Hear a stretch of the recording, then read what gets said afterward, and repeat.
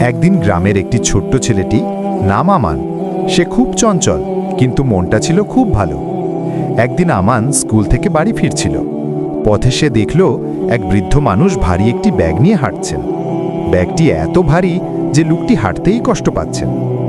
আমান দৌড়ে গিয়ে বলল, চাচা, আমি কি আপনার ব্যাগটা একটু বহন করে দিতে পারি? বৃদ্ধ লোকটি হাসলেন এবং বললেন, বাবা, আল্লাহ তোমাকে ভালো করুক, চলো। আমান ব্যাগটি তুলে নিল এবং লোকটিকে তার বাড়ি পর্যন্ত পৌঁছে দিল। বাড়ির দরজায় পৌঁছে বৃদ্ধ চাচা খুশি হয়ে একটি ছোটমোটো খেজুর আমানকে দিতে চাইলেন। কিন্তু আমান বিনয়ের সাথে বলল, চাচা, আমি এগুলো পুরস্কারের জন্য করিনি। আমি শিখেছি যে কেউ ভালো কাজ করে আল্লাহ তাকে আরও ভালো কিছু দেন। বৃদ্ধ চাচা চোখ ভিজে বললেন, তুমি সত্যিই ভালো ছিলে বাবা। সেদিন আমান বাড়ি ফিরে খুব খুশি ছিল, কারণ সে বুঝেছিল ছোট্ট একটি ভালো কাজও আল্লাহর কাছে অনেক বড়।